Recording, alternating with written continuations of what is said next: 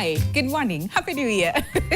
Like we said, we'll say Happy New Year until the end of March because the year is still very young, okay? But for the audiences who are just tuning in today, we are back on air. This is our second day and the first Tuesday of the year 2026. So I hope you're happy. I hope you're excited for the year. And I hope that you have set your goals. If not, don't you worry because like we said, this entire week we'll actually dedicate it to setting goals and intentions in different areas of our lives. And today, being Relationship Tuesday, we'll be focusing on, first of all, self-awareness and also love, okay? So when you're setting your intentions and your goals as far as self and love, what exactly does that look like? What are some of the things that you need to really be mindful about and be aware of as far as setting your goals and your intentions? It's going to be an amazing conversation. The gang is back. And there's someone who was here, Alikuja 2023, and she disappeared. And then she's doing amazing things, and then she is back. So it's so good to see her as well. But before you meet our guest for today, we have a question for you.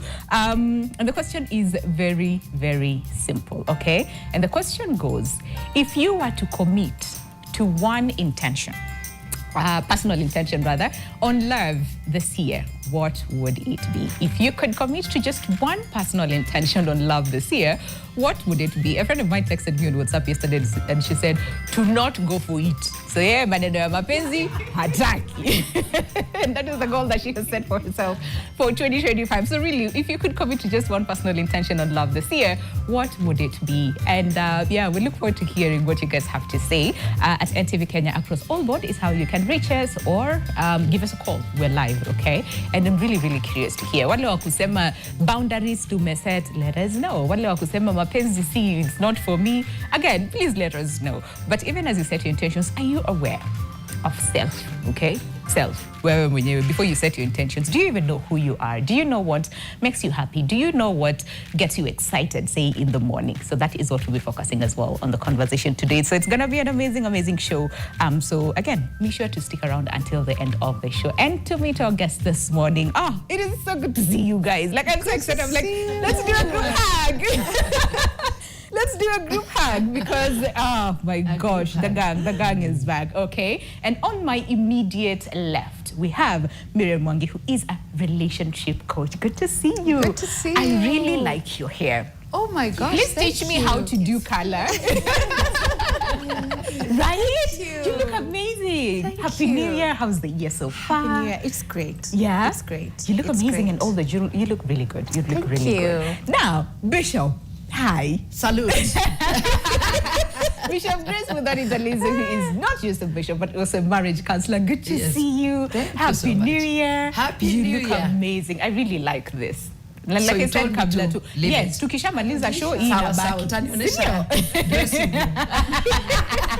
And it's so good to see you, Bishop. I'm happy to see you too. And you look amazing. Thank you. Thank you, Bishop. Yes. And like I said, someone alikuwa hapa at some point and then she disappeared doing amazing things and then she's back, okay? Coach Judy Mzungu, who is a life coach. Good to see you. Good to see you. I'm super excited. Wewe na Bishop mlipata memo.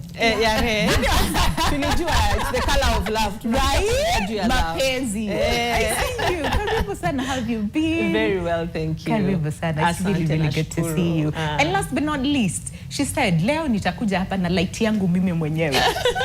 So if you want, mzime light za studio. You will still see me. Gloria Chebet. And Gloria Chebet, human intelligence development trainer and coach. Yes. Hey. Wow. Happy New Year.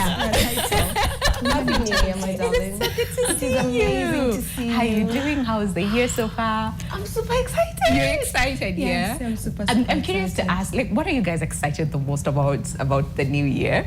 Bishop alijaribu kuniuza hapa. Bishop don't. Yeah. Usiniuze hapa. Let me be the one to start. Yes. I woke up very excited today. Yeah. And I thank God for health. Because God has given me divine health. And for me, everything this year is to start with God, Yes. be with God, and finish with God. Oh, I like that. I really, really like that. Miriam, what are we so excited about the year? I think for me, the most exciting thing is that I'm here. Yes. I think we usually take it very for granted to be alive, to see a new year. and it's not by chance. I mean, I feel very chosen, very loved by God to have seen the new year. Yeah. The other thing I'm very excited about the new year is that I always feel like a new year is a chance for a new beginning.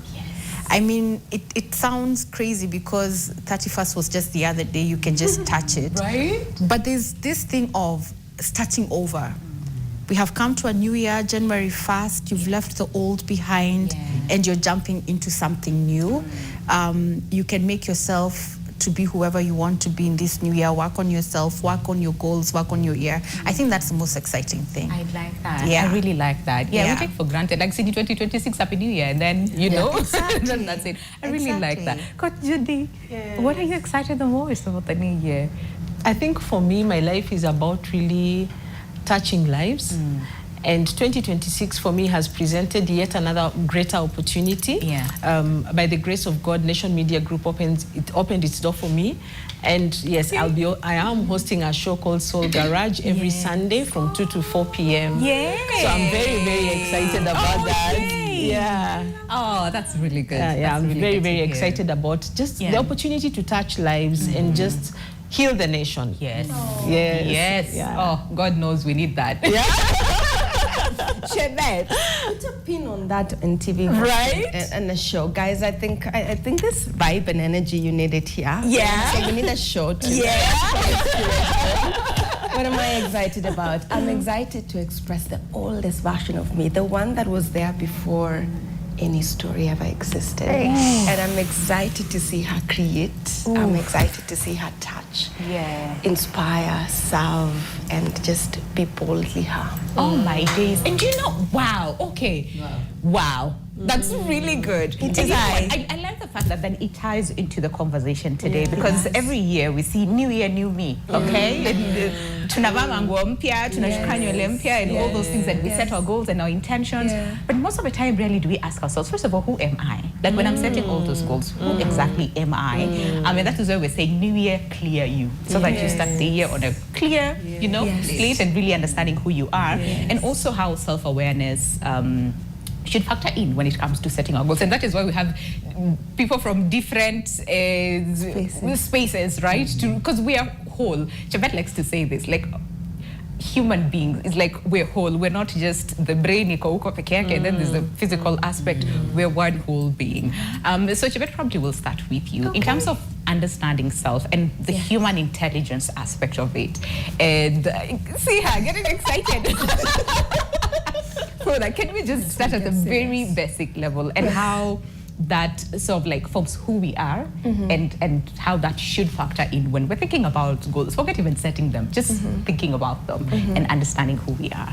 I thank you for starting with me. I'm only the one wrapping up. But to answer your question, I think one of the boldest things that we can ever do as a human is to give yourself the grace to understand who you are. It's courageous, it's nerve-wracking, it's vulnerable, it's tearing you apart and putting you together and tearing you apart and putting you together. It's very bold. So anybody on that journey, your hats off. It's not an easy path not to be easy, on. Most people run. Most people run. And to answer the question on how do you really get to the nitty-gritties of understanding what that looks like, you know me, I am always wrapping up the different aspects of who we are. So body, mind, and soul is really important in the conversation. And when you look at that also in the collective, every single human being is part of that wholeness. So there's no separation.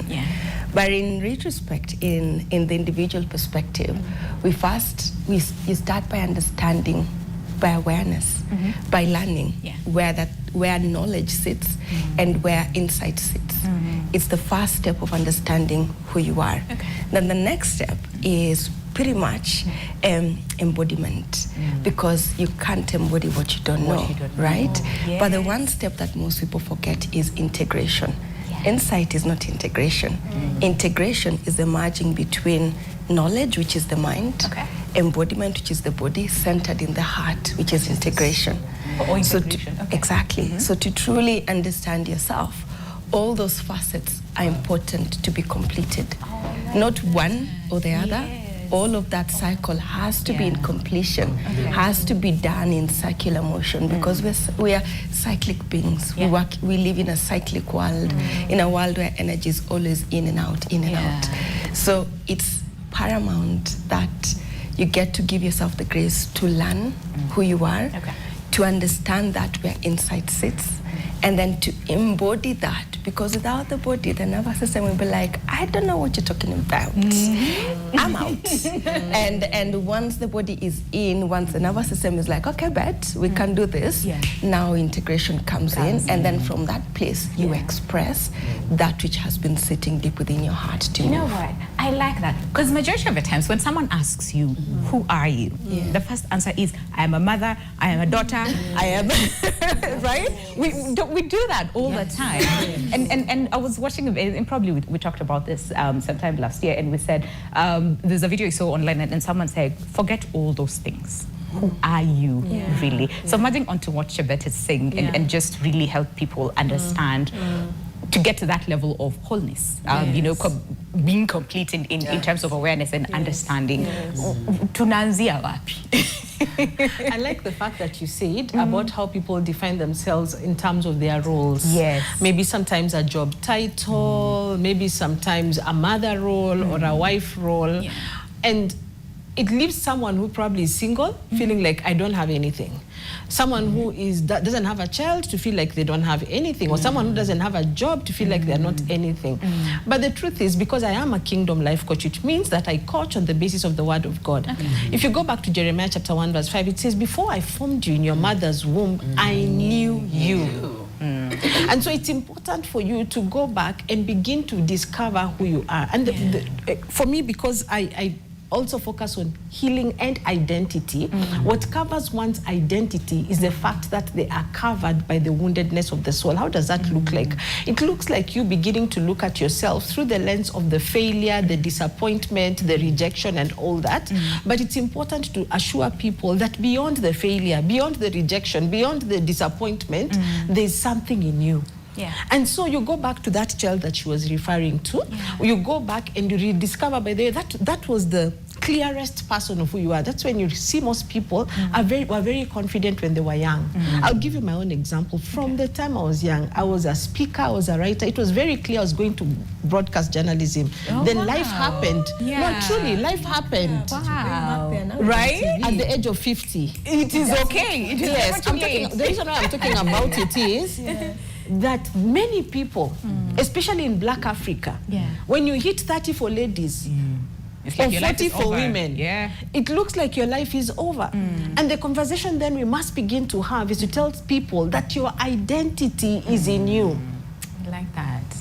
It doesn't matter what happened. It is possible for you to heal, and that what is in you can be able to come out and be, shine forth as God desired it. Now that takes you to 3 John 1:2. Beloved, I desire that you prosper in all things. Now that is what she was talking about, the enjoying, the all things, even as your soul prospers. But the hinderedness happens because the soul is so wounded, fragmented, and so there's so much cloud and darkness. And I like talking about clear you. There's so much cloud and covering that has covered someone. They cannot see themselves. It looks, and you cannot be able to see where you're going unless you're able to see who you are. So that means the first thing that you must ask yourself is, what am I presenting to the world? And that begins with the little things, like the gifts that you had as a child. Many people come to me as a coach and they're asking, is it possible for God to create you without a gift? No, it's not possible. God put a gift in everyone. You just need to find out. You need to remember. Oh, you need to remember because it's already in you. It's in you. Covered by the things. Even for me, it was covered by the things that happened to me, and that's where the speaker went. You know what? I was telling myself this year. Yes. it's like I need to go back to the old Delulu self. Yes. Because I was this big dreamer Yes. that to so many people I would say things and people would like that. It doesn't make sense. Like, are you sure? Are you sure? Like, are you in the right space? Yes. I'm like, I want to go back to that Delulu That self who had big dreams courageous, and whatnot. bold dreamer. Oh, let's take a break. I really like this conversation today. Let's take a break, and then when we come back, we'll pick up from Bishop, because a lot of people would say, I'm starting the new year with God. Ikifika February, we have forgotten. And also with relationships, a lot of people would say, fine, I want this type of relationship. I want to have this type of relationship with self. And then before January, we have forgotten. And we are now covered with the dark cloud and we forget who we are. So we'll also be looking at those aspects when we come back from the break. And remember, the question that we're asking you this morning is, if you could commit to just one intention on love this year, what would it be? I'll be looking at your feedback when we come back from the break, so do stay with us. Welcome back to the show. Happy New Year, just in case you're tuning in right now and you're wondering, so what are you guys talking about today? Like I said, from today up until Thursday, Friday, we'll be talking about setting our New Year goals and intentions and resolutions, but in different aspects of our lives. And today, on Relationship Tuesday, we're focusing on self, okay? So New Year, clear you, but also looking at relationships in general. What should we really be mindful about when we're setting our goals as far as relationships and also just personal relationship as well? So we're getting different tidbits and insights from our guests this morning, and the first part we're like, okay, yeah, we're being reminded. But right about now, Bishop, let me bring you in, because again, from a faith perspective, and because Judy just alluded to it a little bit in terms of who we are and what God says, about us, but also depending on what you believe in, there's always that source where we get, either our faith and all those things. But sometimes bado hatujielewi, despite all those things that we have, and despite the fact that we have guidance, in terms of what we can look at, mirror our lives, from. Tuanzie wapi hii 2026. Thank you, Winnie. Thank you so much, and you look gorgeous. Thank you. I want to say something about preparing for a new year. Yeah. Usually, what has been my practice is to take 3 days, and I call it 3 days at the altar. Okay. 3 days of grace at the altar to pray. Okay. And to look at the rest of the year. That is at the end of the year. Probably it will be 29th, 30th, and 31st, or 3 days at least. And that's the time I take a serious audit of the things that have happened and what I was forced to be that I was not supposed to be. Okay. Because when you look at self-awareness, it's about you being you. But you realize that in the course of time, you are forced to be many things that you are not. One of them being, maybe you are broken, you become very bitter. Maybe there are burdens, you're carrying baggages that you're carrying, and forgiveness because of the way somebody treated you, disrespect. People did not, they were very inconsiderate. Maybe there are financial baggages and what have you. So you are forced to be a liar and so many things. So those 3 days help me to prepare for the new year. Because you can't get to the new year and begin to write that my resolutions are this and that. Because many times they don't work, because it's about, you need help. You need a supernatural hand to help you through, navigate the next year. So many times that's what I've always done for many years, and it has helped me somehow because a lot of grace is extended. Even when things look like they're not looking that like they're okay, there's that grace that has been extended because you prepared your mind, you decluttered, you also looked at what was so toxic in your life that whole year, and you begin to release. By the time you get to the new year, you have already released so many things, including people, events, things that were done to you that caused you to feel very, bitter, and in return, you became very toxic. And not being not being you. Then I go now to self-awareness. I look at what I was forced to be vis-a-vis what I'm supposed to be. Yeah. So that's the time now I begin to find myself. I say, this is what I'm supposed to be, not what people made me to be. Because sometimes you're given titles, you are given identities that are not you because of circumstances and things. Even mourning, if you went through sorrow, you find that you are so, so sad, and therefore at that time when you're taking your audit, you begin to now release some of the things and become purposeful. And what I said at the beginning when we talked, I said, this year I said, I want God. And the second thing I want is goal, but a goal that is system-oriented, not just goal. System-oriented in this sense. I want to have habits inculcated in me that I can keep. Maybe do some exercise, shed some weight, because towards the end of last year, I was unwell. My pressure just shot. And I decided, you know what? There are foods I'm not going to eat. There are things I'm not going to do. I'm going to be more active. So that is part of it. And then the other thing, the goal being system-oriented, the third thing I told myself, I must have guts. Because you can set goals and you don't achieve, you don't even begin them because there's no guts. You have no guts, you have no courage to begin them.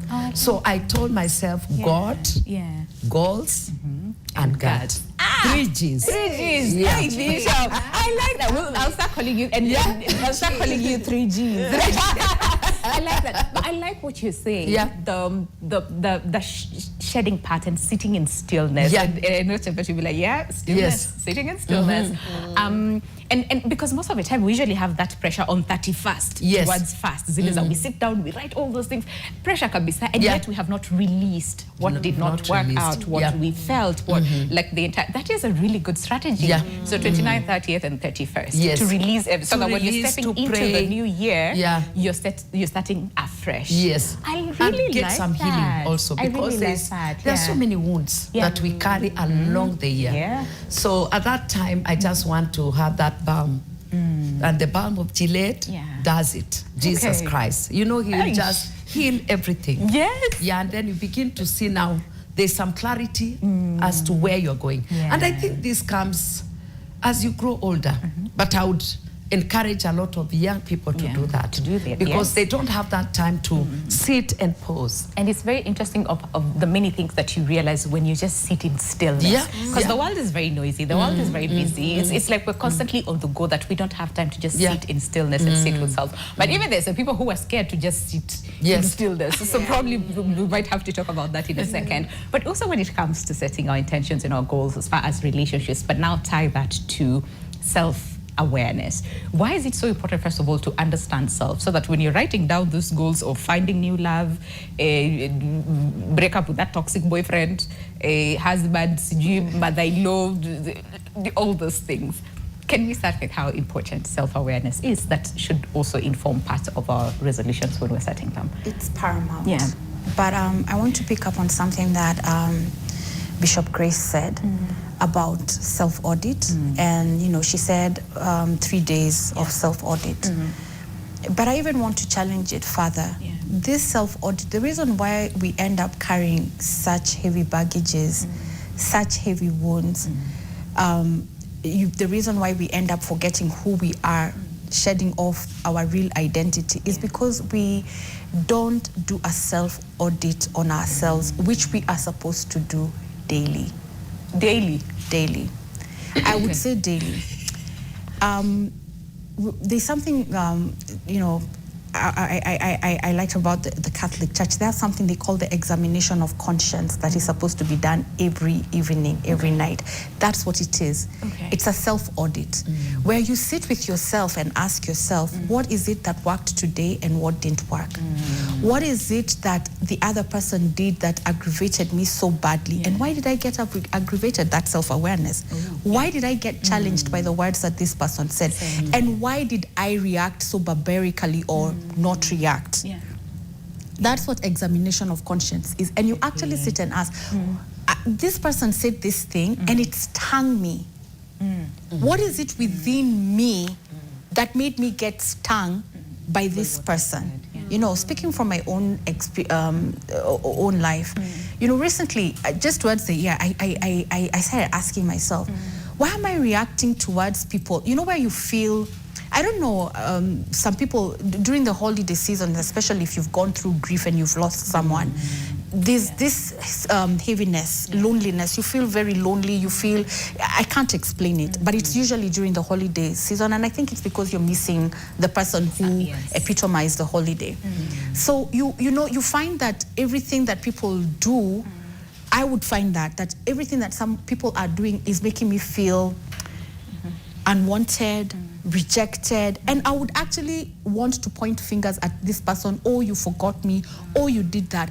But I had to go back to myself and ask myself, why am I feeling like that? There must be something in me that is making me feel, because this person is oblivious that they have stepped on your toes or they have not been there for you. They are oblivious because then they're just doing life the way they do it. But you're the one who is getting affected. Why are you getting affected? You go back into yourself when you're doing that self-audit, and I had to do that. Very painful. Why do I react like this, or why do I feel like this when people do ABCD or when they don't do ABCD? And I realized it's something within me. I thought, oh, maybe it's just the grief of the season. Then I realized, no, it goes way back. It's what Judy is talking about, the soul wounds. You know, something happened somewhere in childhood, maybe where you felt abandoned, maybe where you felt not loved enough, you were not loved the way you should have been loved or wanted to be loved. And so it became a wound that is touched every once in a while when people don't show up the way you want them to show up. So that's why a self-audit is so important, because in the stillness, that stillness we're talking about, in the stillness of the evening, you're all alone. The noise is gone. But you sit there and you feel, I'm feeling wounded. Why am I feeling wounded? Why did the words of this person hurt so much? Maybe it's not even about what they said. It's something in you that got triggered. And that's why it's so important, like Chebet, Judy, and even Bishop have said, to be self-aware. Because we are asleep 90% of the time. And in being asleep, I mean we are not self-aware. When you're not self-aware, when a person does something, your partner or whoever, even your sibling does something to you, they're not doing it out of malice, they're not doing it with bad intentions, but to you it comes out like they just wanted to hurt me, they just had it in for me.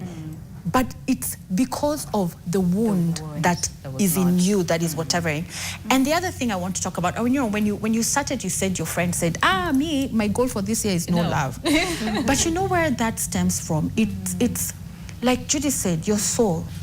It's so important to heal your soul, to heal the wounds of your soul, because you pick up your soul reflection. You pick up your soul reflection.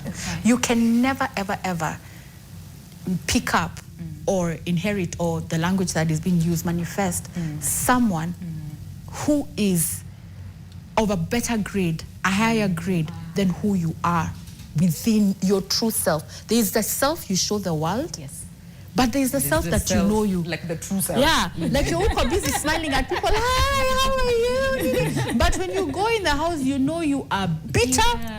You know you're angry. In fact, ukiingia kwa nyumba, paka ikikupata, you kick it out of the way. That's the real you. Like the cat just knows, hey, you know, scamper. But you out here, everybody thinks, oh my God, the sweetest person. But the soul doesn't lie. So you will always be asking yourself, why am I picking up minions? Why am I picking up this? Like, why? Kumbe ni wewe, your soul is just barbed wire. And so the only person who can accommodate barbed wire is another barbed wire, because a sponge will get poked, it will nini. So you just keep getting barbed wire to go with your soul. So look at yourself and ask, who are the people who I find myself with, even in a relationship? Because that's a reflection of who you are. So I would say in relationship, the best, for me, I would say the goal is be love yourself. Then you will attract love. Embody love. Yes, you become love. And the only way to become love is soul searching, doing the work, saying, I think I'm reactive. what makes me reactive? How can I change that? How can I be more gentle? Do I need therapy? So those are the questions you ask yourself when you do a self-audit. Bishop has said how she did an audit and she realized, I need to cut out some things. I need to work on this for my health. So it's the same thing even with you as a person. You know what, when you said do a self-audit daily, and we're like, daily? Because we think it has to be this big thing, you know, that we do. No, it could be a simple thing as, how did I feel today? And why did I feel, you know, like that and whatnot? It's very interesting because before we started the show, like we were discussing this with, you know, my colleagues, just Saling, I'm just going to call you out. And we were talking about like the things that we do say before the new year starts and whatnot, and a conversation on just thinking about the day and how you felt and how what you needed to change came out. So it's a good thing. So in a practical sense then, so the mind, the body and the soul, and probably someone who's watching us today for the first time, they're like, Sasa tunafikaje hapo, you know, tunaanzia wapi and whatnot, because it's a new year and we want to start afresh. We want to do things differently than we did last year. Give us some of the practical lessons in terms of what we can do. One of the things that I want to touch on before even getting to some of the practicals, or maybe this will even give some illumination towards it, is like what she's beautifully put. You cannot, your identity cannot go beyond your expectation. Okay. What you expect in your heart to experience, your identity, however much identity work you do, and you would attest to this, cannot go above your expectation. But then there's also another layer. Okay. Your identity cannot go above the level of safety, level of embodied safety. Oh, wow. And safety can be both explicit and implicit. Okay. Explicit being that you first generate within your physical body a level of embodied safety. Okay. So regardless of whether kukona fire up in TV and everybody is running away, God forbid, or whether there's somebody leaving you, it doesn't matter. Regardless of what changes in your year, the safety never leaves, and that's what we're aspired to experience. That's the level of peace that God talks to us about. Being peaceful, embodying that level of stillness inside of you. Implicit is when you shift your sense of safety based on goals, based on behavior changes, based on whatever it is that you get to do, and based on expectations, and that is mostly externally influenced. The challenge with that is this: it will work until the actual pressure that triggers your soul wounds pops up again. Okay. Because when those happens, your nervous system or your body or your mind does not always choose growth. It will choose the shortest route to use energy. And at that particular point, it will be what we used to do before. Smoking is the best way for us to deal with this situation, because anything else, you're telling me, dip in cold water, ice bath, and what nonsense. Just grab a puff. That will be easy for us. It's faster. So the safety is key, and safety is lived in the body. When you're in state of safety, you're peaceful, you're calm, you're genuinely happy. That's the thing we're all looking for money to go achieve uko in the coast, or when you panda a flight or whatever it is we do. It's not that one. It's not that one. No. Because you will indulge and look, but then that safety is looking at you in the corner like, no, we don't know what that looks like, because you don't know what you don't know. But until you teach your body what it feels like to be safe, it will be impossible for you to actually sustain the level of identity that you're trying to be. You know, I'm now this year, I'm a gym girly, I'm a journaling girly, or I am eat healthy girly, I work my money properly girly. No, your wounds are saying having too much money is unsafe, because when you're that and the other had too much money, they were killed. So a part of you is there seated thinking you have more than $1 million, and then you see what we will do to you. Or you date that person who's actually genuinely loves you, and then you see how much drama we carry inside of you will unleash to them. You will not be able to grow beyond that. For a period, you will. And that's the short-lived results that people see a lot. Short-lived ones, like I know it, I've done it, good. and your level of expectation, who you expect yourself to experience yourself as, that will not change if your identity is there cooked and your safety is non-existent. So we'll always bring you back to my all-time favorite, regulation. Yes. If you don't regulate your nervous system and be regulated, and regulated is not a TMC, I don't react, I don't have emotions. Yeah. No, that's like I'm just like this. No, like at I'm always emotion, zen no 24/7. No, that's no regulation. When you get angry, you will express it, but in a healthy way. Yes. When you get irritated, you will say it in a healthy way, and you will say it in a way that doesn't make the other person feel terrible about how you say it. That's how you know how you're expressing it is actually healthy, because the way it is received on the other end, the other person actually says, wow, I didn't realize I actually made you feel that way. I accept it. I am so sorry. But when they go into defense, the way you said it was attack. Okay. Right? So that's how you even start to notice how I'm expressing myself. Am I healthy in the way I express? And please, can we wrap this story of cutting people out because they triggered you in 2025? Can we wrap all of that? Because as she's rightfully put it, we get triggered because of what is already seated inside of you, wondering, so who am I going to ask today to come and make me see how terrible of a person I am? Going to experience who today is going to make me feel of how selfish I am?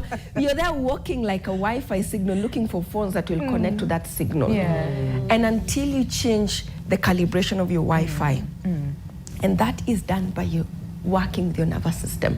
That's where your embodied sense of safety sits.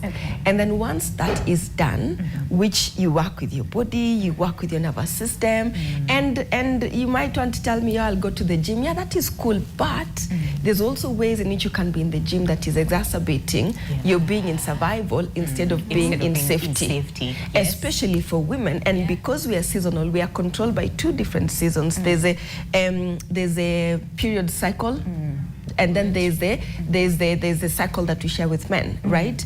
The what is it called? The word has disappeared in my head. Somebody remind me. We will remember. We put a pin. Put a pin. Now, exactly. So because of that, there are some things that we might end up doing that, yes, somebody will tell me, yeah, being in the gym helps me release anger. That's cool. But then if you're not, you remember, integration is not insight. If you don't give yourself the chance to actually slow down in the body, in the way you walk, in the way you eat, in the way you speak, in the way you move, all of those things count. And if that is not embodied, you might be thinking, yeah, I'm doing all the right thing. I'm in the gym, I'm this and that and the other. But your body is like, ulituacha Timbuktu, wewe unatik goals. And then the next level is now working with the mind. That's where now you start to really work on the scaffold of what your mind looks like. That's when you start to work with now your identity. You start to work on the patterns and the designs of what your mind looks like. That's where you go into metacognition. And you step out of yourself and observe yourself in real time.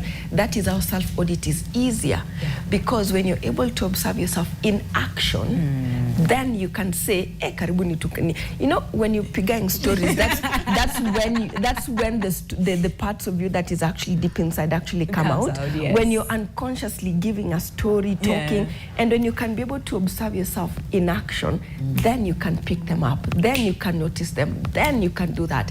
And then it becomes easy even to blow up self-audit end of day better. It becomes a moment to moment action. So you don't even have to wait to go to the evening to do it.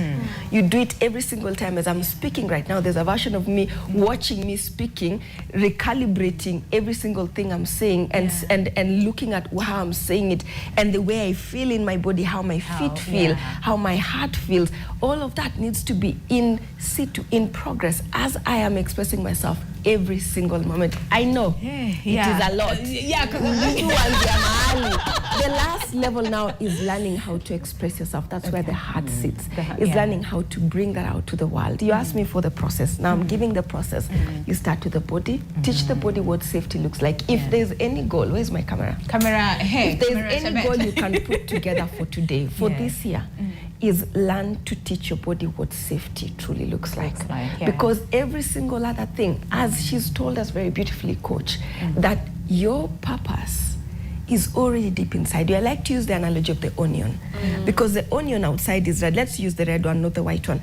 The outside is red, but the inside is always white. The inside is always pure. So when you can remove the layers outside, the inside will always be waiting for you to express it. And what does that look like? I don't need to have processed all my life traumas to do that. I only need to teach my body I am safe now. I'm not Chebet 2.0 wa 1992 mwenye alizaliwa kaachwa akinyeshewa. I'm not the one who was beaten vibaya nikaanguka juu nimechelewa kufika shule. I'm the Chebet seated right now in the social media, feeling all so cool. So in this version that I am, I can express my soul's biggest desires in the world. So you don't need to have processed all of those stories. You just need to learn to be present, to be safe, and to allow yourself the grace to see yourself in action moment by moment by moment. Na hiyo si kazi ngumu. Tune break. That is so beautiful. That's very beautiful. And listen, so then once we understand that and we come to a sense of safety and self-awareness is when the way we also show out to the world and the way we interact with other people, it actually changes. And we told you this when you came here for the first time. It's like there's this flow aspect about you that we all need to learn because, hey, sponges to sponges. Yes. Glimmer to glimmer. Yeah. You draw in people who mirror the version that you are at that level. Hakuna drama. And when there's drama around you, you know how to wiggle yourself out like a fish. Because you're like, this ain't me. This ain't nothing to do with me. And if it does, the fact that it's happening in your environment, there's a reason for you to ask yourself, why did I draw in an environment like that in the first place? That's where self-awareness sits, and you're like, why did that? It didn't happen directly to me, but I was in that vicinity of that drama. Why? Twende break. Then when we come back, we'd also look at in terms of how that we show out to the world, and especially when it comes to relationships and practical aspects about setting our intentions and setting our goals in regards to relationships, whether romantic, whether family, whether career, but romantic today because it's Relationship Tuesday. Okay, we'll be picking up from there. But again, if you have any question, feel free to direct them our way because this is such a powerful panel that we have today to answer all your questions. But also tell us if you were to commit, to one intention this year on love, mapenzi, si kazi, si family, si didi, mapenzi, okay? What would that be? I can see someone here who says love because people need love. So, I mean, that's a good thing, to love people. But really, when it comes to romantic relationships, what is that one intention that if you commit today, it will be good for you, okay? We'll be looking at your feedback as well when we come back from the break, so please stay with us. All right, welcome back. There's a lot happening, okay? And the conversation today, I really, really like this conversation because the year is still fresh. For those of us who are like, mwaka imesha enda, no, it's still fresh. And for those of us who've not set our goals and our intentions for the year, you are in the right place because the insights that we're getting today, I promise you, you will never set your goals the same way again, okay? Because it comes from a level of self-awareness. And once you are aware of who you are, then it makes it easier to even show up to the world and show up for yourself, okay? So the focus today is on New Year Clear You, okay? And the question that we're asking today is very simple. If you could commit to just one goal as far as love is concerned, what would it be, okay? If you could commit to just one intention on love this year, what would it be? So someone here says, this is Jobs who says, take care of the person through ups and downs. It's a commitment. It must be followed through. I like that. And then someone here says, one of my family members, which is good. Someone here, this is Steve, who says genuine happiness. That's a good one. Avina Pendo, who says just a real one. Okay. And then Lee Mama Boys and Asemba, if only I could get one person to love me, I will love back. Okay. And then someone here says, says, this is Maimuna who says, I'll focus on making my man happy.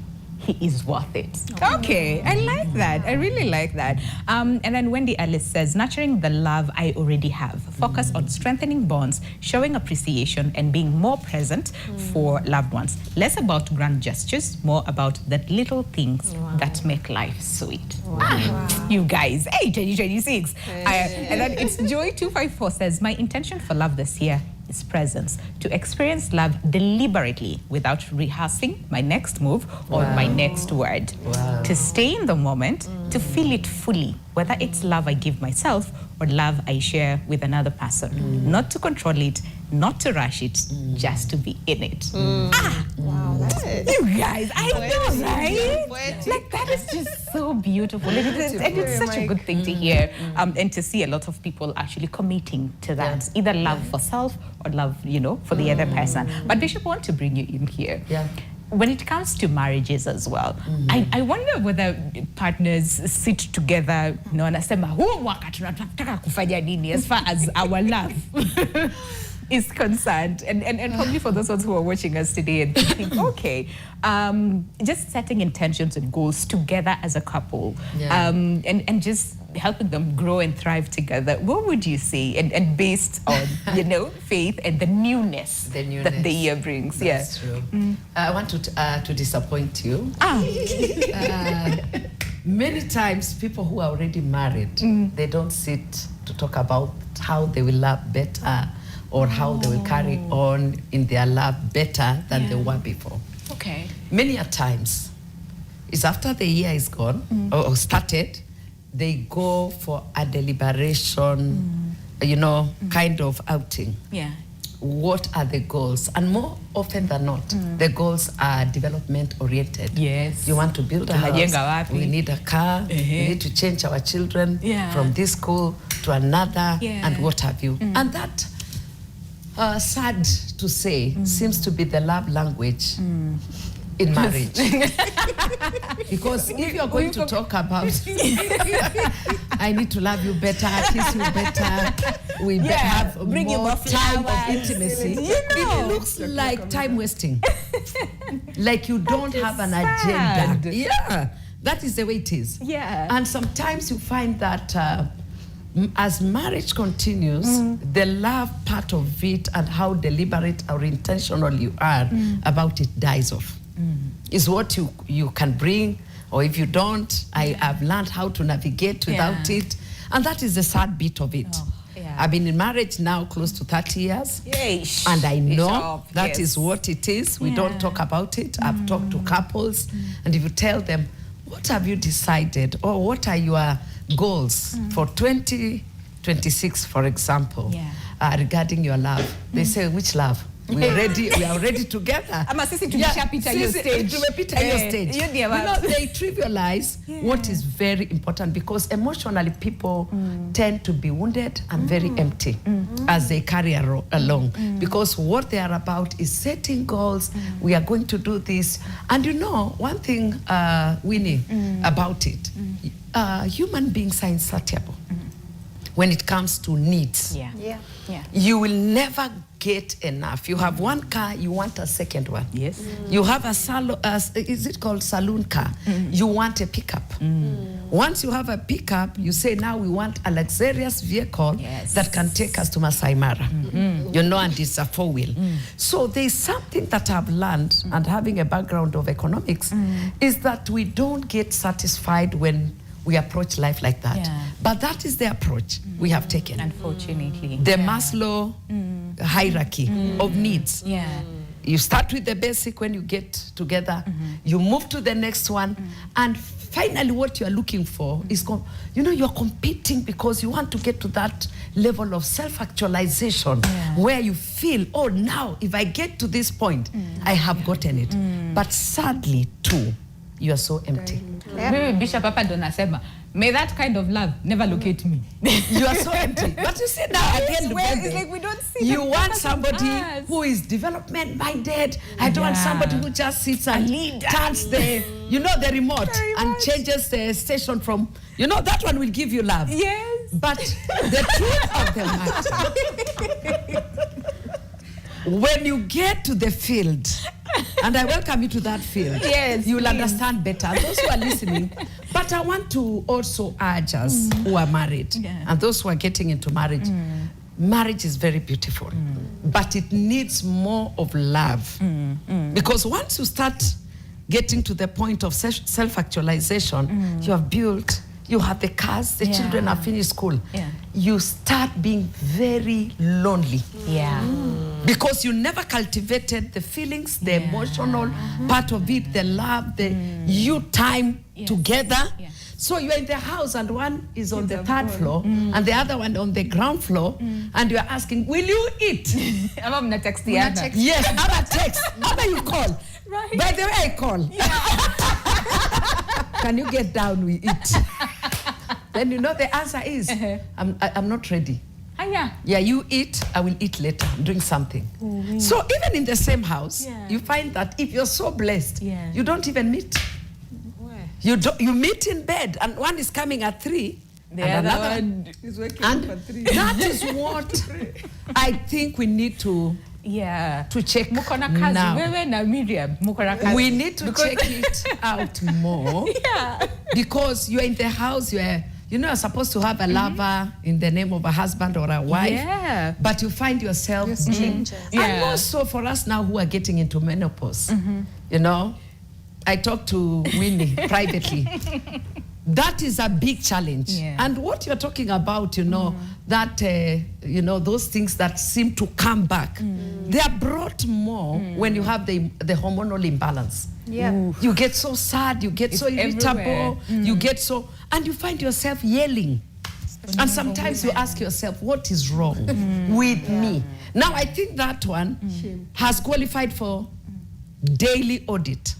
Because I feel sometimes in practical life or typical life, it's very hard to do audit at that level, because every time you're chasing something, and by the time you rest, you are sleeping. You just want to sleep. So when you get some time, maybe I should not say end of the year, I should say earlier, you should try to do it as often as possible by going to a solitude place. You know, just where you can just say, this is my place, or this day is mine. I want to see what is happening. Because sometimes it's not realistic to do it every time, because you'll be either so harsh on yourself, or you'll extend too much grace on yourself that you don't become accountable to what is happening in your life. And that happens many times. But there's something I wanted to say before we can get onto something else. I wanted to say, every new year, and as you begin, there are those goals we have set. As I said, there's God, and there's a God. But I say something with a lot of passion always. Extend a lot of grace for yourself. Because sometimes they will not always work the way you set them. So it's important you set a lot of grace for yourself. But there's something she said I want just to speak on. She said that don't cut off people, don't do what, you have to release. You have to release certain things in your life, including people. People who are not adding any value. And when I say value, it's not even money-wise. Somebody who will always bring you down. When you meet them, they want to. You can navigate once. As she said, you can navigate twice because there's a crisis or somebody has said something to you that you don't like. But what I feel is practical. Sometimes when you realize that so and so, when I talk to them, I always feel not okay. Please. You have all the room to cut off that person. You're not the only person. There are almost 7 to 8 billion people. They will find somebody else. You don't need to be in their lives. Yes, cut them out. Cut out toxicity. Cut out events that bring you bad memories. You can cut them off. They may say you have to, face them, deal with them, sort them. Let me tell you, life is not long like that. To deal with every issue. There are those you just choose. In Christianity, we say something. For your own peace, that a life of faith or a walk of faith, there are mountains you'll climb. There are mountains you'll go through, depending on your faith. There are those you'll circumvent. But you have to be very deliberate every year, and more so as you grow older or in your, early years of your life where you're planning. There are those people you'll never need. and be free to release them. All right. You don't hate them, but you have nothing to do with them. All right. Boundaries. And we'll talk about boundaries in boundaries, just a second, right? But when it comes to life then, so now that we have understood self, right? And how we get to that level of really so much self-awareness that some things, okay, not trigger you, they might, but then how you react to them is what really matters. So then when we're setting our goals and our intentions, and especially for relationships, because that is what we're focusing on today, what are some of the things that maybe we should factor in, maybe don't think about? Because for most people, it's either to find love or break up or get ourselves out of a situation that is very toxic, that is no longer working for me, is no longer serving, all those things. But really, in practical, sense, and what is some of those things that we really should, consider, think about before setting our intentions and our goals? I think if we approach goal setting, or even think about a relationship and where you want to go, and it's very external, it's you thinking with your mind, that's where people just get it wrong. Okay. I like to say that we are made of spirit, soul, and body. Okay. And because you're made of spirit, soul, and body, the spirit is, if you're supposed to use an analogy, if you remember when you used to have the TVs with the antennas on top. And then if the wind blew, what would happen? There would be no vision in Anyesha. You get? Okay. And that's what happens to many of us. That's your spirit, because that's where your identity is. So if you're to talk about the practicality of setting the spirit right so that your antenna can be able to understand this is exactly who I am. That's the place of stillness. That's the place of worship. That's why regardless whether you're a Muslim, there is worship. Whether you're a Hindu, there is worship. Whether you're a Christian, there is worship. And all these religions speak about meditation. Because that is the place where now you speak with God, or you allow God to reveal to you who you are. If you try to set a goal based on the fact that people set goals every year, that's where people get it wrong. Because you must be able to first hear from God, this is who I am, this is who you are, this is what I have put in you, and this is the direction that you should go. Then it comes to the next thing. The aerial might be set right, but the TV set has a problem. Speaking about the state of the mind, the state of the emotion, and the state of the will. Which means, if you are carrying bitterness, anger, all these things, guess what? The aerial might be set right, but again, the vision is blurry. Because what happens, the state of the emotion affects the state of the mind. Okay. And that's why when someone is emotionally wounded, is it she who talked about it? When someone is emotionally wounded, they tend to attract emotionally wounded people. It's because the state of your mind is not good enough to tell you, this is who I am, this is my value, this is my worth, and therefore negotiate better. So once you understand your identity in your spirit, the next thing that needs to happen is the state of your emotion. Now that's where the place of meditation, worship, all these things, regardless of your religious inclination, come. Because that's what now gives you the peace that she was talking about. Because when you experience that peace of mind, there's peace in your spirit, in your emotion rather, what then happens, your mind now is awakened. Now you can be able to understand, this is who I am, and this is where I need to go. You are now ready to set a goal. Without that, don't write any goal for anyone. Okay, because most of the time we feel that pressure, right? Everybody is to kila mtu anaandika. Kila mtu anaandika, lakini lazima it has to start from the top, from the beginning, from the top, which is your relationship with God, regardless of your religious inclination. And then that is when now God begins to tell you, this is the way, go in it. This is what I have deposited in you. Takes you to Psalm 139, it talks about, I knew that I am fearfully and wonderfully made. People use that scripture, it has nothing to do with fearfully. Wonderfully made. There are some who are fearfully and others wonderfully. And it has nothing to do with your physical structure, by the way. It has everything to do with the identity God put in you. And then it says that my mind now knows fully well. So when you are in that place, knowing fully well, now you're ready to set goals. You can say, now I am a creative. With the creativity that God has put in me, where can I go? Now I know my value and worth. Because I understand my value and worth, I can now choose the places and the people that I can be associated with. And because now you know yourself and you are carrying the presence of God, remember when she talked about self-audit, when you approach it from the place of your mind, it becomes a very rigid thing. But you know, it's easier when you're just in the presence of God, just worshiping God. And then God just begins to tell you, you did this today, very gently, because the Spirit of God is not harsh. It's not, He begins to tell you, this is what happened. Or you begin to feel a pricking in your spirit that tells you, I didn't do the right this way. What happens? You simply ask for forgiveness. And you know, God is gracious. And what happens? Now it takes you to the scripture that says, love the Lord your God with all your heart, with all your strength, with all your mind. So because you're drawing from the aerial, and then now love others as you love yourself. So you're able to love yourself and extend grace to yourself. And let me tell you, the same love that you're drawing from the love of God, it is not yours. It becomes easy to love other people. Wow, look at that. Before that, do not set any goal. Before that, do not set any goal. Do not even go and start looking for a relationship first. First, love the Lord your God. Then love yourself. Then when you're looking for that relationship, you're coming from a place of, I know myself. I love myself. I can negotiate well. And by the time you come, I know I'm giving you a good deal. Nice. Let me tell you.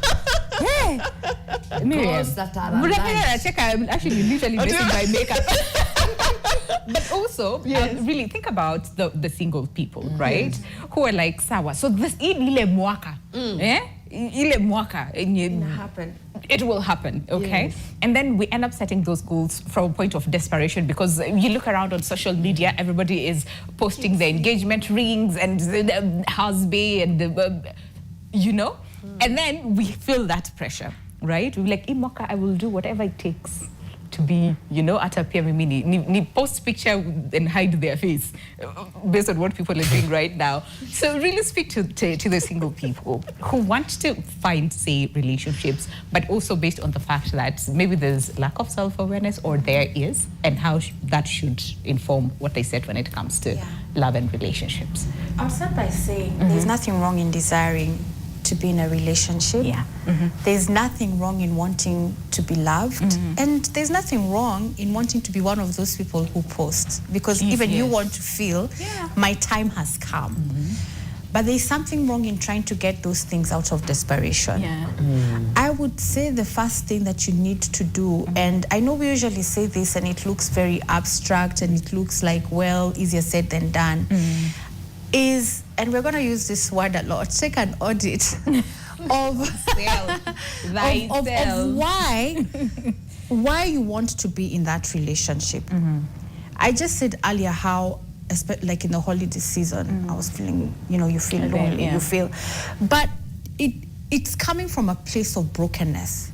Now, imagine feeling that way normally every day, coming from a place of brokenness, and so you're just yearning for someone to come and feed that space, that area of brokenness, not to bring healing, but to feed it and make you feel validated.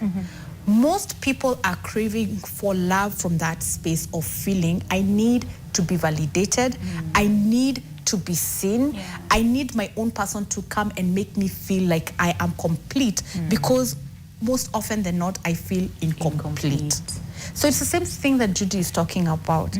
It has to come from a place of soul nourishment, that you're nourished in all other areas of your life. Spiritually, you're nourished, whatever your spiritual background is. Emotionally, you're nourished. Mentally, you're nourished. Physically, you're nourished. Then from that place of abundance and overflow, then you meet someone. You will end up meeting the right person. But if you're trying to look for someone from a space of brokenness, you will meet brokenness. Because also this person, most often than not, are being attracted by your brokenness and are thinking, now I will come, especially, I'm sorry to say this, a broken person always ends up with a narcissist, because they like feeding off brokenness, because that's where they bring their brokenness. You know, a narcissist is just a broken person who wants to exert themselves on another person, to feel superior, to feel I'm powerful. So from a point of brokenness, there's no way you're going to pick a healed person. You will both be broken. And that's where most relationships are crumbling from. They start very well. Love bombing. We're each trying to show each other how, putting our foot in front, how good we are. I can bring you flowers, I can top it up with something, you know? So we're both trying to, you know, and it's beautiful. But then after a few weeks, you're like, now sasa turbulence in a kamaji. We cannot even agree on anything. I'm trying to tell you this is salty, you're telling me it's sugar. And you know, and they're convinced it's sugar, you're convinced it's salt. It's now the brokenness, because now you've reached a point where the pretense, you didn't even know you were pretending, but you are. The pretense, the mask is off. It can't continue. The pretense is off. Now it's the raw self that is coming out. So zile tabia ulikuwa umeficha under the carpet, na hata huku unajua umezificha, sasa zinaanza kulipuka. And then also for the other person the same thing. And so that's where the clashing starts from a soul level. Because it's where you start feeling not fulfilled. Anything that you're not fulfilled, but imagine this person can't fulfill you because you have a hole. Anaweka maji inamwagika, anaweka inamwagika. And so if you don't fix that hole within yourself, work on you, like we're saying, then don't get into a relationship from a place of brokenness. Because guess what? You can enter a relationship, like Bishop said, and you're still lonely. Then what will you do then? And you even went and said, I do, for better or worse. And the worst has come. Do you know what someone is actually saying to that? And as this is humble Tongola, anasema, love never works. Just be with whoever I am with until she leaves. It's a pattern. Until she leaves. And then when we come back, we'll start from there. Because that is what you're saying, the brokenness aspect of it. We'll pick from there. And then moving forward, right? Because like I said, the year is still very young. Very young. Is there room for making adjustments based on what we have said in the beginning of the year? Is there room for adjustments when it doesn't work out, you know, and all those things? There's so much to come on the other side. Just stay with us. The show is your world. Welcome back. Listen, our bando show inaendelea. There's a whole show that is happening here, even during the break. But welcome back. Glad you're still with us. The show is your world. Angalia, Chabeta kona show. There's a whole show that is going on here. But welcome back to the show. And we are in the last few minutes before we say goodbye in the conversation today on New Year Clear You, and we're looking at setting goals that align with who you are. And like we said, before you are fully aware of who you are, please don't set any goals or any intentions, because it will be a whole mess, okay? But also the question that we're asking you this morning is very simple, and that is, if you could commit just one intention on love this year, what would it be? Before we go back to that comment that we read there, before we went on a break, that actually brought up a whole show during the break. There's someone who says, this is Lenny, who says, to love my God with all my heart, my mind, and my strength. Okay. And then another person who says, Koi Njoroge, who says, self-love and commit to being kind to myself and practicing self-care. And then another one says, this is Naliaka Collins, who says, keep who I already have. Oh no, I think I read that one earlier on. Or says, this is Galabuzi Night Jimmy. Right, Jinazenyu. Says, someone sympathetic and forgiving. So probably to be someone who's sympathetic and forgiving, I hope. Empathizes. Yes, and then Simon Kinge, who says, let me love myself. That's still good. That's really, really good. But answer to Rudy Kwabuyu and I said, hey, you copied was that comment. Yeah, love never works. Just be with whoever I am with until she leaves. It is a pattern. I'm gonna throw it to you, Judy, at this point. And I think you also mentioned in terms of like broken people attract broken people, and we do not want that, and all those things. That's how to say meaning. No, I think for me, and I think that's a conversation we're having off air. And I was saying it's important to encourage people so that they can understand the fact that you are wounded is not a death sentence. Because some people say, you know what, I came from there's a lot of information right now on social media. So So I came from narcissism, I came from a toxic family, I came from a single mother, and therefore I probably wouldn't know how to connect. It is not a death sentence.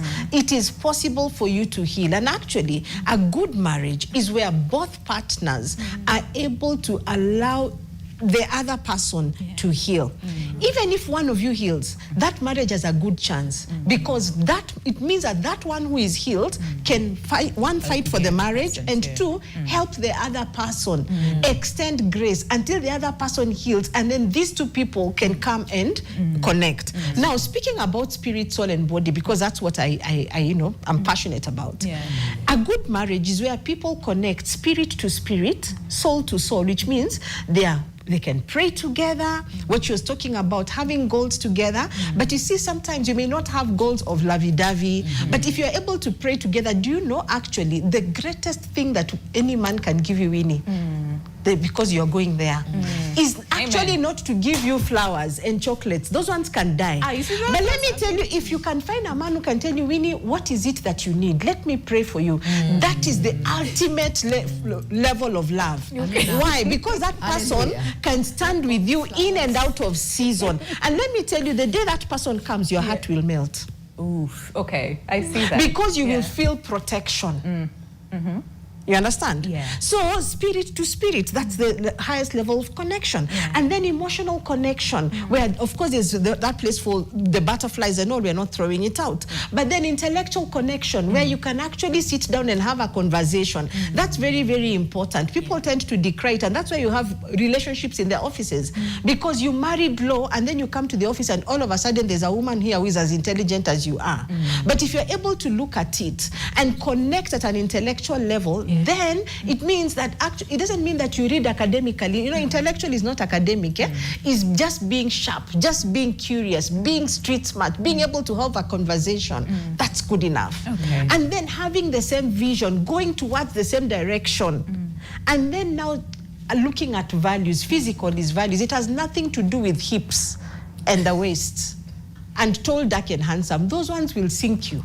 But if you're able to look at this spiritual alignment, connection, look at emotional connection, look at intellectual connection, look at the fact that you can see the same vision and go to the same place, look at the place that you're looking, you can share the same values. If you find that person, sign. You will make it. And if they're called dark and handsome, it's an ad. That's a bonus. That's a bonus. Ice cream on the cake, right? Amen. Right? Okay. But also, can we bring in the space of emotional intelligence, even in relationships, and even as we set our intentions and our goals? What is that space like, and how important is that when we're looking at our setting our intentions and our goals? We were talking about the flowers and chocolates. We're like, please, we want all. To let her too. But when it comes to, I have a very interesting view of emotional intelligence. Okay. And it's one of those things where if you've done any of these IQ or EQ tests, you've seen people trained on emotional intelligence, left, right, centers in many organizations. Yet somehow you still snap at each other. Somehow that training doesn't seem to stick. Somehow, in fact, I remember there's once I was having a conversation, a group of people, and then this lady tells me, I've been to therapy on emotional intelligence, on emotions, dealing with emotions. Why is what you're offering going to work? Because the ones I've been doing has never worked. I'm still snapping, I'm still losing it, and all of that and the other. And I, again, going back to my story, if the foundation of a house is built on sand, the walls and the structure above it is always susceptible to too much water, too much small shaking and all of those things. And when it comes to your emotions as well, it's always a result of the sensations that are risen from the body, the feelings that the body has, the mind is trying to process, and then the emotions now comes out and you want to express it. But you notice that's not the roots. The roots is the sensations as it rises up from the body. And emotions last only 90 seconds in your system, 90. But then the mind will extrapolate that from here to next year, from here to when you are a child, from here to Timbuktu. Now we are fighting about it left, right, center. But technically in your system, it's 90 seconds. That's almost non-recognizable in terms of time. Now, the problem is because we don't know how to recognize sensations that they're rising up from the body, we don't know also how to notice when this emotion is building up. So by the time we are intellectually processing what you're going through, 10 minutes in, 1 hour in fact, I'm a whole afternoon in, nilianza kukasirika saa 6 venye aliniangalia vibaya, but ni saa 10 ndio nina realize bedhe hakuniambia vizuri. Bedhe, hiyo ni nini alikuwa akisema? Ama it's Winnie coming to tell me, unajua bedhe alikuwa akikutukana, hiyo comment, ni venye ukushikanisha saa hizo. That's when you realize, actually, yes, and you start to snap, but your body already told you when it was, in fact, if you look at double slit experiment, the moment you put in the observer, the condition of observing the light as it's going through the slits, that's when it behaves differently. So your system already knew before. Have you ever noticed sometimes you feel anxiety before something happens, or excitement before something happens? Your body already knows when something is about to happen before it actually happens. And when you're present with your system, you will already know how to deal with something before you lose yourself. So how I look at emotional intelligence is there's a reactive approach to it and there's a proactive approach to it. Most of the training that I look at, you guys are open to breaking this down apart, is mostly reactive, because now you're being told how to deal with anger when it's risen, how to deal with sadness, how to deal with grief when it's already in the system, right? But I come from this place and I'm trying to tell you this. Guys, again, my camera, learn to sit with yourself, regulate your system, so you can know when those feelings when those sensations are moving on through the body, when you start to feel some bubbles in your stomach, when you start to feel akiwaru in your throat because you can't say what you want to say, when you start to feel all of those things moving up, and then you give yourself the grace and just, okay, there's anger in my field, and that's okay. There's anxiety in my field, and that's okay. Not I am an angry person, that's an identity you're adopting. Leave that I am this person. But even the language, the language we use in how we express ourselves is where kindness sits. So let's talk about self-compassion. It's not just it's even the language you use in how you speak to yourself. So when you sit and you realize there's some anger in my field, there's some anger in my body, and you sit with it, and you allow it to move, and in that space of sitting and letting it move, again, using the words of God will show you, but me, your system will reveal to you. I mean, I'm more scientific, but all of them still believing in the same end result. Your system will reveal to you, because in that level of space of allowing your system to rise what is rising, curiosity always allows it to bring in the clarity of where that sensation is coming from.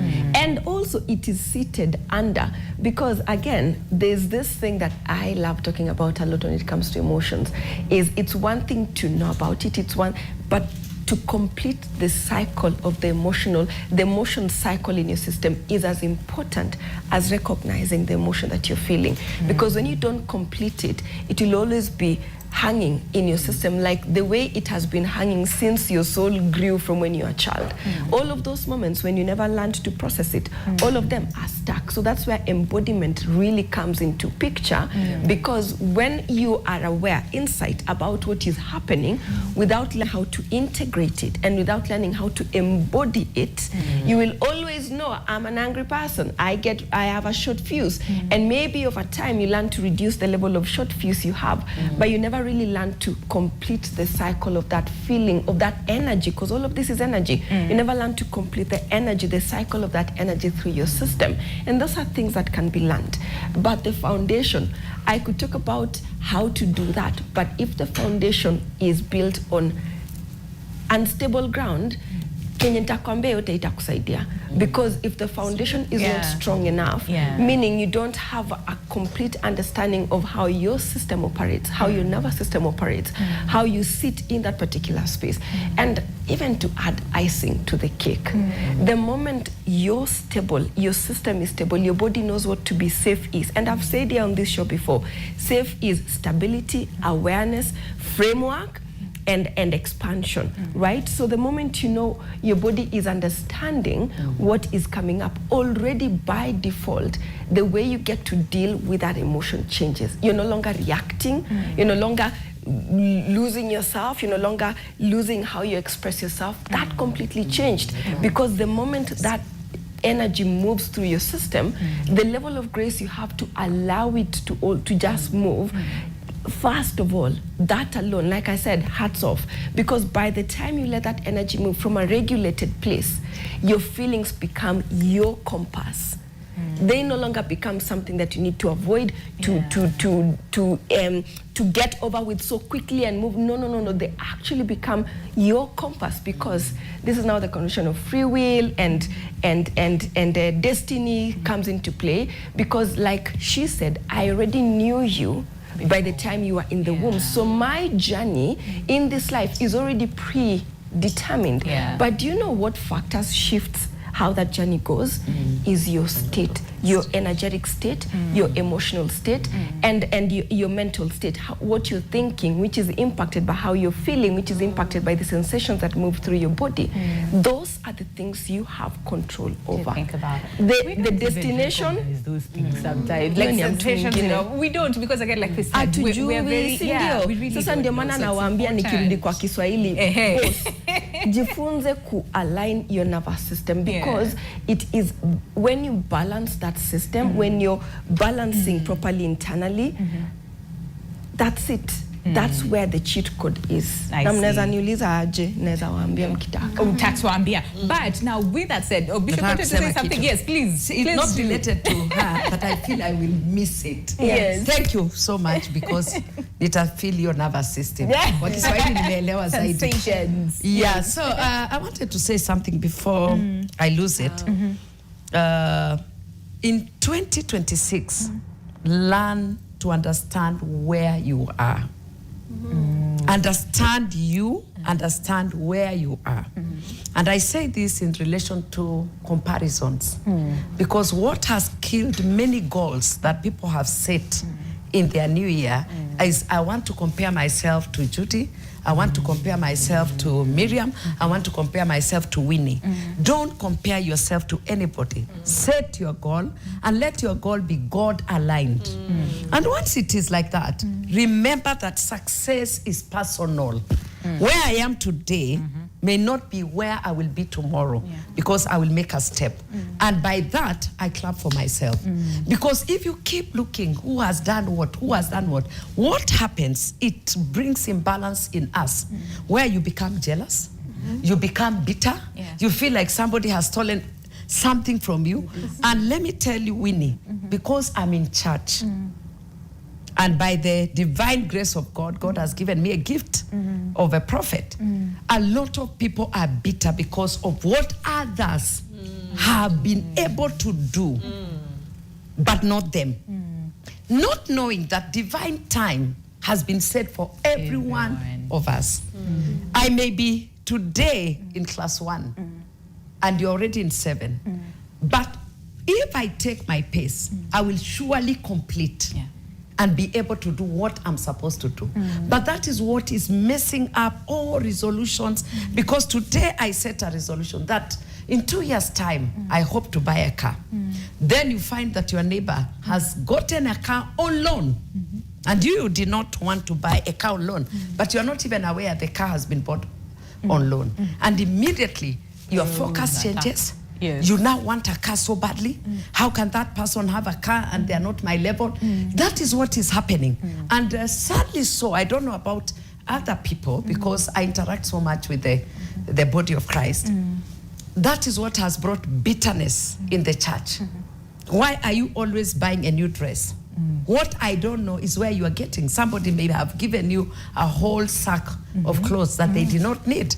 But I feel so bad that I forget about my new year and clear me. So we need to put our mind on the identity of Christ. Our joy and our success is personal. Don't look at what makes you happy.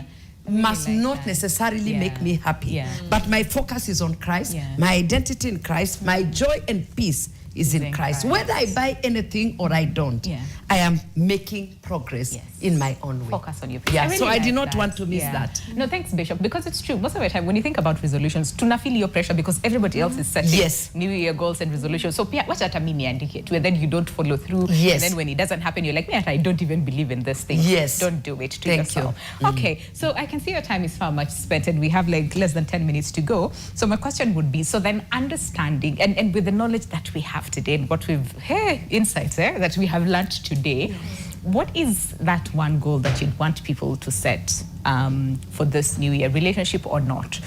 What is that one goal that you'd want people to set with the understanding, of awareness and what we've learned today? Miriam, do you understand? No, who do you nominate? Who do you nominate? Let's start with Chebet. She should keep time for us. I just finished talking. That's why Bishop answered. Let me start. So listen, we have 6 minutes. Yeah, So let everybody one. Yes. Yeah. Okay. And that will Mine be your is to passing say, improve yourself. Self-improvement, read lots of books, research a lot in various fields.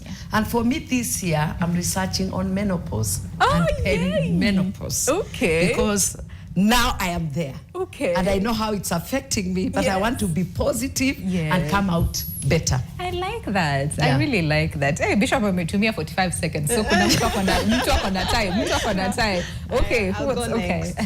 I think the greatest goal that anyone should set is alignment of your spirit, your soul, which is your emotion, your mind, your will, and then what we will see is the external manifestation, which is fruitfulness. And that will help you to understand your individual journey.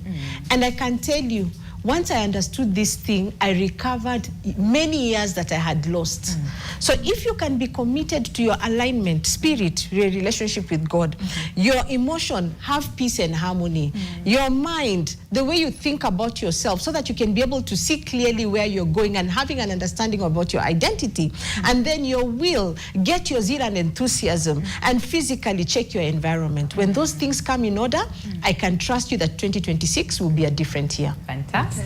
Okay. We have been told a lot about the Maslow's needs and then actualization on top. I want to flip that thing over. I want us to start with self-actualization. And what anybody you've seen, billionaires and all of those and the other, most of them are still empty. They're still seeking more money, more resources. So getting on top there and all the money in the world does not equal truly self-actualization. What that looks like, in my view, is having that undefeatable sense of peace. That's it. And when everything else is removed and that is still left with you, that's how the Viktor Frankl story about the man who was in a camp and still survived because of what was in his heart, what he said, that can be taken from me. I want you to set that goal for yourself this year. To have that irrefutable sense of peace inside of your heart. Release every other story. And the reason why I say that is because if you're deeply aligned inside, your entire world will be aligned outside of you. Your within is mirrored by your outside, and your outside is mirrored by your within, which is why I even mentioned earlier, don't so stress about cutting people off. Align inside, because when the internal world is aligned, the external world will mirror that. It's the laws of the universe. So if there's any one thing I'd recommend for you to do is don't even set goals. Just be focused on aligning your internal world for that level of peace.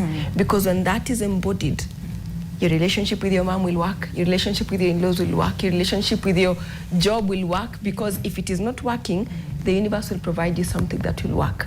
If it is not aligning, God will provide you something that aligns. Just embody that level of peace. Let that be your desire this year. Interesting. Oh, wow. I really like that, because most of the time it's like career goals, relationship goals. All those things are subject to all those things. They're subject to how you feel. So let how you feel be your compass. And it cannot be the fake one. Please, you cannot fake this stuff out. You cannot fake I'm peaceful. You cannot. It's end of jaribu. You try it, then you be up around March. Okay. Miriam. I think I would say for me, for myself and for anybody else, what I would encourage the biggest goal to be is practice gratitude. Because There are so many times everything else has been said, and that's why I'm not going to repeat those things and just speak on gratitude. There are so many times when we always focus on what's not working. But yet there's so much that's working that if you just focused on that, you know that song we used to be taught, count your blessings, you know, one by one. You will find so many things to count. Even by the end of the day, you will find so many. Like I can be grateful. I can say, I'm so thankful when I was coming here, there was no traffic and I got here in quality time, got parking in quality time. That is something to be grateful for. And the minute you start being grateful about little things, they uplift your spirit to start saying that actually my situation is not so bad. And that's why, going back to the Bible, the word of God says all things work together for good for those who love God and are called according to his purpose. Because the minute you start seeing those small nitty-gritty things that are working for you, even just being here, just being happy, just being able to laugh, when you start thanking God for those things or just being grateful for them, you will start seeing that multiplying, because you're not going to focus on what's not working. But most of the time you find, even when you're setting your goals, you're setting your goals from a place of deficit. This didn't work last year, and so this year napanga hii goal, you know, New Year's, and that's why we never fulfill the resolutions, because you're planning them from a place of deficit. But if you plan yourself from a place of gratitude, you will start seeing exactly just how much life has worked for you without the comparison, because again, now when you bring in comparison, that's why you start feeling like you don't have. So learn to be grateful for what you have. I really like that. Such a traffic. Yes. Able to make it on time. make it to this place in good time. Oh, that's such a good way to end the show. I feel so rejuvenated and a lot of insights and I'm happy that I did not actually set my intentions earlier this year. I actually do them on my birthday, that is 2nd December. So I'm glad that I didn't do it, and now I am going to set it with a clear mind. Okay. But before we end the show, just to read one comment here. This is Gola Riki, who says, if I could commit to just one personal intention on love for 2026, it would be to love without expectations, just give it freely to family, friends, and that special someone if God brings them along. Because manze, in this economy and with all the drama we see daily, holding back love because you're waiting for perfect conditions or reciprocity just leaves you bitter. Better to spread that unconditional love like ugali on a plate, generous, warm, and for everyone at the table, it comes back tenfold. Ama, absolutely. I really like that. Well, let's say goodbye right here on Your World. And of course, a special thanks to these lovely ladies for making the show today. And thank you for being our second guests for the year since we came on air. And all the very best with your goals and your intentions. You know, all the very best as well. My biggest intention actually for this year, like I said, is to go back to that old Delulu me. The biggest dreams that did not even make sense. Because at some point, like Bishop said at some point, you're forced to be someone who you're not. So my goal is go back to that Delulu girl who had very big dreams here. All right, so we'll see you tomorrow. Same time, same place right here on Your World. My name is Winnie Lubembe. God bless and stay safe. Goodbye.